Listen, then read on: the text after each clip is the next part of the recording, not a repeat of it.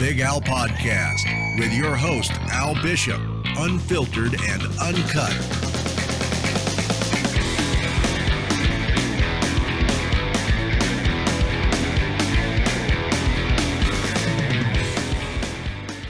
Alrighty, welcome ladies and gentlemen. I've got the champ, Dricus Du Plessis, back again for the umpteenth time. Thanks very much for your time as always, man. You always give us some time, and I really appreciate you always coming down. And how's things going? Only a pleasure, man. Thanks for having me. Things are great. Feeling good. About to make history, so that's it. 1 week away, so I'm feeling great. Yeah, you're looking strong. It's the strongest I've seen you look, man. You're looking nice and fit and strong and ready to rock and roll, man. No, I'm feeling good. It's great to be able to eat properly and train. It's at welterweight, it's the same thing. It doesn't take any of my performance away, but it's a bit harder push with the diet and stuff, and obviously strength wise, I'm quite a bit stronger at middleweight than I am at welterweight. So it's going to be interesting. Feeling good. To look back at how it all started, it's an interesting question. Obviously, we saw the video of you guys erupt in the back there. Is that where this fight started and how it all came about, or was there a little bit more to it? No, actually, how this fight started when he was when he faced Bigal.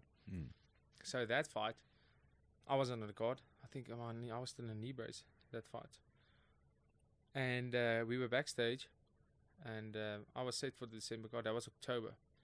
And he said, we were just walking there. I mean, I don't know this guy.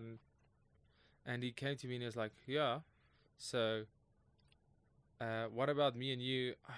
I don't know if there was any talks or something about me that I said about him or whatever. And he said, so about me and you, let's fight. And I said, okay, I'll fight you any day. And I said, let's do it. The next time you want to fight, let's do it. Middleweight. I don't care. I'll fight you at middleweight. And that was right after my title fight at welterweight. And he said, okay, let's shake on it. And I said, no problem. We shook on it, and Graham was there, and he called Graham. And he was like, hey, Graham, I'm fighting this guy next. And I said, yeah, Graham, we're fighting next. And we shook on it. And I was like, but remember one thing, you still have Michiel Opperman to worry about. And he's like, don't worry about Opperman. I'll just destroy him, and then I'll destroy you. And I said, no, okay, no, good for you. Good luck tomorrow night. And we went, Michiel KO'd him 13 seconds. And that was the first time we said that we wanted to fight. Then it was December came, and he was on the card against David Persky. I was on the card against Rafael Hartek. And we sat there, and him and Ozzy Thomas, they went about it, and they were like, all the English guys will destroy any South African guys. The South African guys suck. We're not on their level. And they were making this video, and it was me and like one of my teammates, Stefan de la Rey, was sitting next to me, and him and his coach, and he just said, and they was just going off, and I was just sitting there. I mean, we was about to weigh in. It's not part of me. They were busy with the FFM guys. I was just like, well, whatever.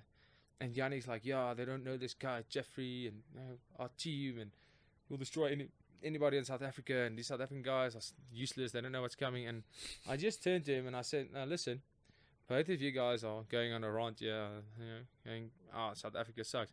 But you come off a TKO loss against Boyd Allen, and you're coming off a 13-second KO loss against Michiel Opperman. Those guys aren't, not one of them are champion. Yeah.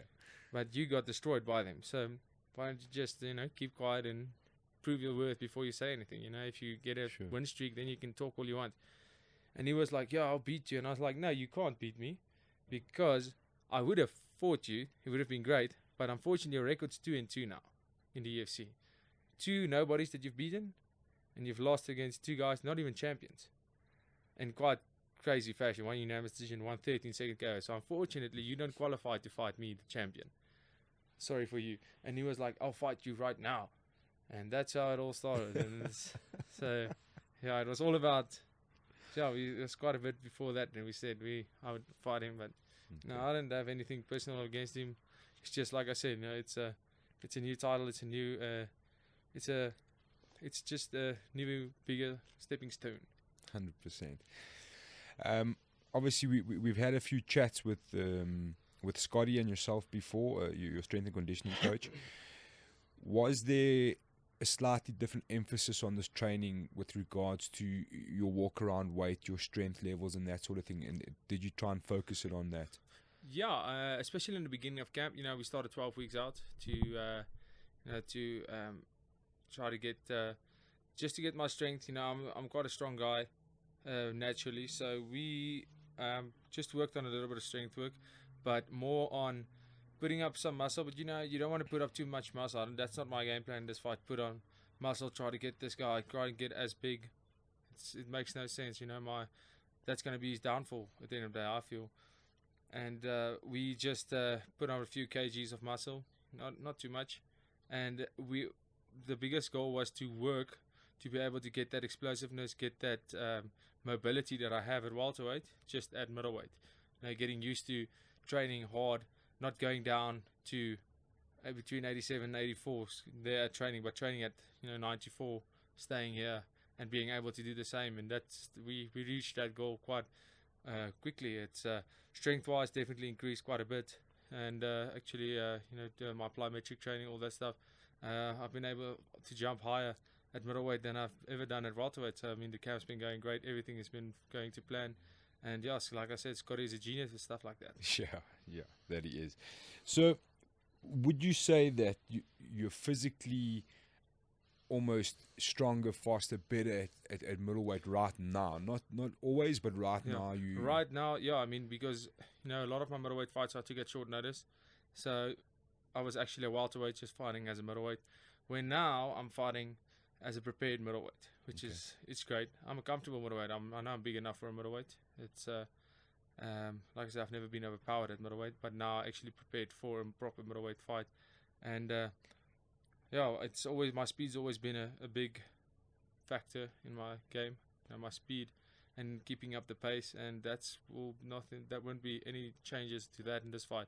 My speed's incredible, because I had time to train at this heavier weight. My speed's feeling amazing. I think now I'll hit this guy 5 times before he even throws that lazy jab of his. So it's going to be interesting. Cool. Is there anything when you look at Yannick Bahati that concerns you, or was there an area where you thought, let's try and adapt and work on that a little bit more? A lot of guys talk about his top game and his pressure from top. And again, in conversation with this fight, it's such a difficult one as a fan, because people will say, where will the difference be made? You know what I mean? Where will the upper hand be gained for each opponent? And I've looked at it quite in high volumes, let's say. I've tried to understand where the difference will be in this fight. And it's hard to gauge, because everyone looks at Yannick Bahati, even like I just posted a picture now on what he looks like. I mean, he looks jacked, he looks massive.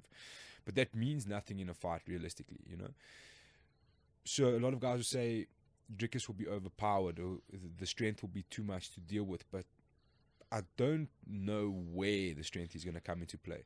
So was there an area where you focused on with your team and said, look, we don't really want to be in this position with him, or we do really want to be in this position with him? So, I think a lot of people underestimate my power. I'm not a really like a big built guy if you compare me with Yannick Bahati.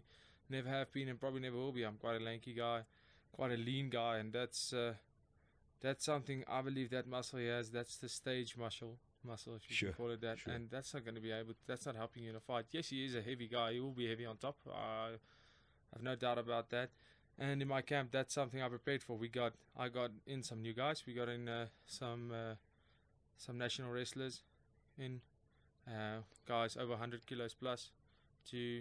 That's all they did. Lie on top of me, trying to keep me there. And listen, they couldn't keep me there, and Yannick's definitely going to not be able to keep me there unless I want him to. And that's a key in this fight, making sure I fight my fight like I always do. And if it goes to the floor, it will be my choice. If it goes there, it will be me setting the pace to go to the floor. And look, the chance for him to land that takedown of his is right there. But it's what he does with it. And you get, I feel, the biggest mistakes people has made with the sake. I mean, he's a jits guy. No, I'm not taking anything away. Jits is a very important part, but there's a big difference between jits for jiu-jitsu and jits for MMA. 100%. Very big difference. And the thing with JP Kerr, very decent fighter, but I don't think he's a physically very strong guy, and that's why Yannick was able to beat him at his own game, if you can call it that, with jiu-jitsu. Very slow on the ground, transitioning from this position to this position, getting the arm, isolating the arm. With me, that's a whole different game. I don't play that game. When I'm there's not a moment where I'm going to be like, okay, now we stay in this position. Even if you look at the stats, like I stay in a position not for longer than 3 seconds at a time. Like I don't stay in one position. That's not the way I fight. I transition all the time. And for him with that big arms, big upper body, he's a clumsy guy, and that's going to be hard for him. He's going to struggle to keep up. And even on the ground, I'll be transitioning every single time. And yeah, he's been able to keep guys down because they try to fight that Jits game, and I just don't do that. I don't feel that works. He doesn't like to get punched in the face, and unfortunately, when I'm on the ground, that's what I like to do most, is punch in the face. And weird thing is, I actually like getting punched in the face a little as well. Yeah, that's how I feel. And as far as the area that concerns me, not at all. You don't want to, like I said, the only thing is I don't want to slow this game down. I don't want to slow this pace down, and that's unfortunately not the way I fight. And that's why I'm always tired. That's why I always look tired. But ask my opponents how it feels. I am tired, but that's the way I train. When you see me in training, I'm always tired because I put up the pace like I do, and it won't be different in this fight. I don't know what he did for fitness. I don't know what he does to his gas tank. I don't know how his fitness looks. Again, in the Champion Dolce fight, you could clearly see that gassing is a thing for him, and even me. Like I'm not saying I never gas, but the thing is, I'm used to that. That's the way I train. I gas and I can keep on going at that pace, and keep on. You think I'm tired, but my opponent's always more tired, always more. It's just the pace, and that's why I'm not really concerned with this guy's power and how heavy he is. And as far as strength goes, like I said, a lot of people are underestimating my strength going into this fight because he's such a big guy. Size doesn't mean strength, never ever. Yeah, 100%. And I think that's it's quite a misconception in fighting. You look at this big muscular guy and you kind of think, but geez, how would you deal with this dude? But there's always a way. I mean, I think the UFC case in point, you look at Robert Whittaker, his last 2 fights, he was counted out long before he even stepped in. Even me, I counted that out for the last 5 fights. And sure. I mean, he's just been... You know what I'm saying? Wrong. Yeah, like Jacare, you looked at the size and you were like, he can't deal with that size. Romero, that's massive. So... I think those things people have to realize really don't mean too much.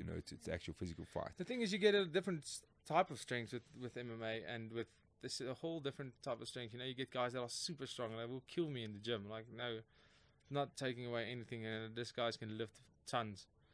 But that's not the kind of strength that I have. That grip strength that. When I grab a hold of you, that's the strength that I possess. Sure. That all those years on the farm, eh? Exactly. I mean, that grip strength. When I grab a hold, it's just not that easy to get away. And that's the strength that I have. I don't have this. I don't bench a ton. I don't deadlift too much, all that stuff. But I have that strength, and that's something that I feel always gives me the advantage, and always surprise my opponents. 100%. When you look at Yannick Bahati, what do you make of his antics? Obviously, I think as fans, we all knew it was going to get to this point where things were going to start to get controversial, and he was going to say things, and people were going to see how you were going to react. Obviously, he's like been calling you his bitch and all sorts of crap. What do you make of his antics, and how do you react to those call-outs on social media, if we can say that? So the thing is, what I found with his mental game is obviously that he is a big Conor McGregor fan, and not taking that away. I mean, I'm a big Conor McGregor fan as well, but it's a bit staged, and that's what's making him vulnerable, and that's why he just can't get to me. He just won't be able to, and that's why I started making very desperate attempts at getting to me, and unfortunately, it's like we said. Ek word nie bang gepraat nie, ek word bang gebliksem. Dis eintlik wat mense kan sê. Maar I don't see that there's anything that he will be able to say to get to me at all. It's there's just nothing, because unfortunately, if this guy was a machine just going through everybody, knocking guys out, but unfortunately I don't see him that way. I train with Michiel every single day. He's my head sparring partner. He's my head training partner. We are brothers, me and Michiel. We are like, whenever we are not partners, we are like, why? That's my partner. Why are you teaming me up with somebody else now? But, I knew Michiel was going to beat him. And after that fight, I just saw this guy. This guy doesn't have he doesn't have heart. He doesn't have it. And that's why he says the things he does. That's why he goes with a lot of desperate attempts to get into his opponent's head.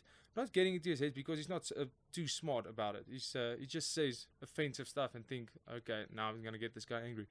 Which unfortunately is not the game of mental warfare. Is far, far past that. I mean, if he wants to be compared to a guy like Conor McGregor, you never see Conor McGregor going after somebody personally in the terms of, listen, your girlfriend, or listen, your mother, or your dad, or something like that.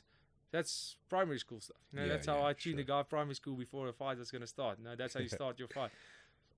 We're way past that, and that's why I feel, he thinks of himself as a being great at the mental warfare, but unfortunately, you have to be smart for things like that. You have to be intelligent, and that's where he lacks. He's not intelligent with his mentality. He's not intelligent in that way. Everything I know is premeditated. Everything I can feel, it's scripted. So that's why, there's no intimidation for me. You can see the way he carries himself, his body language. Now, I study these things. I know exactly what it's about. I study body language. I study how your opponent looks when he's intimidated. And listen, this guy's intimidated. All of his videos, all that stuff, you can see. He's compensating. He can't just let it sit. Whatever he says, he can't just let it go. He has to move his arms. He has to move his eyes. He just can't say something and let it sit because he doesn't believe it 100% what he says. He just says stuff and he thinks, okay, cool, this will make my fight easier.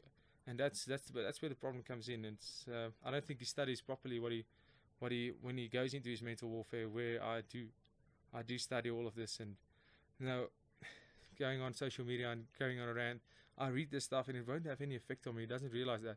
At media day, he's gonna sit there, and I will destroy him up there. That's what I'm waiting for. Remember, I can literally say whatever I want. Yeah. This is hometown. People hate him. Sure. He's going to be destroyed. So, and that's what I'm waiting for, and that's why I believe I'll take their head, because I don't want to. What does it help? It's like we even actually, funny enough, we inboxed each other. It looks like a girlfriend boyfriend fight. You should see it, like inboxing each other. No, I'm gonna beat you. No. And I'm like, look at this. And we were sitting there, me and my brother. We had a good laugh. Just tuning this guy, gives something or tune. It's like, and there you could see, like, it's such a desperate attempt every day, trying a new subject, let's see if we can get in here, let's see if I can get in here. And yeah, like I said, too obvious. And I'm really looking forward to getting him in person, and then he has to think on the spot, and he can't use the same Conor McGregor quotes. He just can't. So would you say what you've seen from him in terms of the way he's been reacting and the things he's been saying, that he's running a bit scared, that you've got him rather nervous? The thing is, I think he knows. Listen, my only fighting chance with this is if I can throw this guy off his game. And that's what he's going for. But like I said, unfortunately, he doesn't have the ability. He didn't study the way of intimidating somebody. He doesn't do it well enough. He doesn't study the body language, and that's why he gives himself away. He can't say something and just let it sit. He gives so much away by his body language that he is not really what he says. He believes it. You can see it. And unfortunately, that's something that I picked up, which immediately gives me the confidence of, listen, look at this guy. He's saying this. He doesn't believe it. Listen, he's confident that he's going to win, but he doesn't know that he's going to win. And that's where the difference comes in. Now, you can't be confident you're going to win. You have to know that you're going to win. And that's where I know I'm going to win this guy. I know there's no doubt about it. I don't have to get him off his game. When he's on his best day and I have an average day, I'm still going to beat him. Where he knows he has to throw me off my game and hopefully get me on an average day, on his best day, and then he thinks he has a chance of beating me. I don't care if he has the best fight of his life. It's not going to be enough. I'm still stopping him in 2 rounds. Smooth and confident. I like it. I like it very much. Is it safe to say that this is the biggest fight of your career so far? The thing is, this fight, it's history in the making, and that's why it's a big fight. For me personally, I do not see this fight any else than my last fight with the Brazilian dude. I don't see this fight any much else than my title fight with Martin. I don't see it anything else than my debut fight. My mentality of a fight is, I'm going in there against somebody else. Even if he was the nicest guy in the world, I would still want to beat his ass in the same way than I want to beat Bahati. I'm not like, I want to beat this guy more because he's being such an asshole and swearing at my Sure. country and making rape allegations, and I have to defend my virginity. So I'm not going in there with that mentality at all. I'm going in there and I'm like, I have a job to do. I'm a fighter and I have to perform the best that I've ever performed, because that's the goal with every fight, to be better than I was in my previous fight. So I'm going in this fight exactly the same mentality, that I have to be better than I was in my previous fight. This fight for me personally is not bigger, but the fight for MMA itself is definitely the biggest fight. And in my career, probably would be the biggest fights, because we're making history. But it's not any different to me than any other fight. Okay. It's not been different to me in training. It's not been different to me in mental preparation. It's not been different to me in physical preparation. It's been exactly the same. Okay. And let's look forward a little bit. You're obviously very confident you're going to pick up that second strap and become a 2-weight division champion. What's next for you from there? Obviously, there's the talk of the new show, The Fighter. I think Graham mentioned to you on the clinch that the winner gets a straight shot at the winner between yourself and Yannick Bahati. Is that set, or do you feel like that's almost set in stone and that's the right thing for you, or are you going to be looking for something else from there? That's a tough question. I'm not completely sure. I mean, there's a lot of exciting stuff happening. I think there's some stuff I won't go into right now, because Sure. it's a bit, but on fight night they'll probably have all the answers to that. I think on fight night I'll be decided. I will have decided that what I'm going to do, and it's going to be, no matter what I choose, it's going to be interesting. It's going to be cool. Okay, cool. We'll leave that at that. Yeah, exactly. 100%. Obviously, this card is being built by myself, as well as probably the biggest card in EFC history, because there's so much happening on it. You know what I mean? Obviously, being headlined by yourself and Yannick Bahati. There's the 3 title fights. You know, there's a couple of new people coming in on the undercards and on the main card. Carl Eleanor, who I spoke to earlier. Do you feel yourself with any sort of added pressure for these things? Obviously, in the back of your mind, maybe you know there's going to be perhaps 2.5 to 3 million people tuning in on SABC to watch this fight headlined by yourself. You'll probably have a whole new list of new fans come Monday the 21st. Do those things play any part in your mental awareness? Like, do you feel any more pressure on yourself? Yeah, definitely, and that's the thing. I feel it makes me. I like that feeling. That's why, for me to be a co-headliner for as long as I'm champion, that will not be an option for me. Sure. That will, because as soon as the stakes go down, I feel like I will go down. Like I will go. Yeah. I like the stakes to be as high as they possibly can, because that's where I perform. And that's why I see myself. That's how a champion is built. I want the stakes to be higher every single time. I want the crowd to be bigger. I want the crowd to be louder. I want the event to be bigger every single time. And that's why this event is awesome. And I mean, if you look at it, every single card I've been on since I started fighting main events has been an amazing card. And I always loved that. I always loved that. The Martin Verstappen fight was the first Sun City card. It was a massive card. It was such a great card. Dino Bagatino, I fought him in the main event, EFC 40, was a massive card. This the Rochov fight was a massive card. This is once again a much bigger card. When I fought Soldier Boy in Durban, it was a massive card. First time in Durban. Every single time I'm fighting a main event, the card is massive. It's a massive event. It's never just an event. And I feel that's part of who I am. That's part of what I like to do, and I think that's something that's exactly why the EFC. I don't know if it's on purpose or it's just by coincidence, but the universe just knows that I just perform better on nights like that. Pressure is great for me. I know I get that butterflies. I love it. I love that feeling. That's why I'm in the sport, and that's why every single time I fight, I want the stakes to be high. That's why I don't want to fight anybody. I don't want to get another win on my record. I want to fight something that's going to make a difference. I want some people talking about it. a fight like this, a fight like, you know, Rafael Hartek. I mean, there was a lot of people I could have fought. Got my easy victory, go for it. But that's not what I want. I want the stakes to be high. I want to do something extraordinary always, and that's where I'm heading with this. And I'm just loving it. And getting back to the question of this fight card, there is more pressure. Definitely not bad pressure. It's just good pressure. There's more. You know, it's a privilege to be on this fight card, and such an even bigger privilege to be the headliner for this fight card. And you know, so many people excited, and that gets me excited, and that's awesome. 100%. Also, on that same sort of topic, just slightly different, is do you feel, I don't want to say pressure, but maybe a little influence to stray from your game plan? You know, obviously you'll have South African fans calling you to put Yannick on his back as fast and as hard as possible. Is that something that dwells in your mind? Like, let me do this for my country and put this man right out. No, a lot of people has asked me that question, and you know, even though I know the South African fans will be super happy for that, it's that's how I go into every fight. Fortunately, if I'm fighting a South African, if I'm fighting a nice guy, if I'm fighting a bad guy, if I'm fighting, it's the same. I try to finish that fight as soon as I can. Okay. And I go in there with that mentality because I know that's what the fans want. Either way, you know, if they're backing you or not, they want that somebody on their back, and they want somebody taking a lot of shots or taking one shot or getting submitted. That's what the fans want. Unfortunately, in this fight, you know, visualization-wise, preparation-wise, this guy's going down. First 2 rounds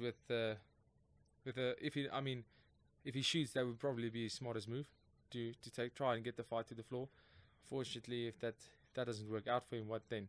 You know, he's got 3 shots in him, and then he's going to be very, very tired. Sure. But, you know, like I said, if we go to the ground, if I feel like, I've always said it, I like to test the fight wherever it goes. I like to test all the aspects of MMA. But this fight, I just see some clean shots landing, and this guy's going to go down. And that's, I mean, great for the people, great for me. It's time I get that KO. 100%.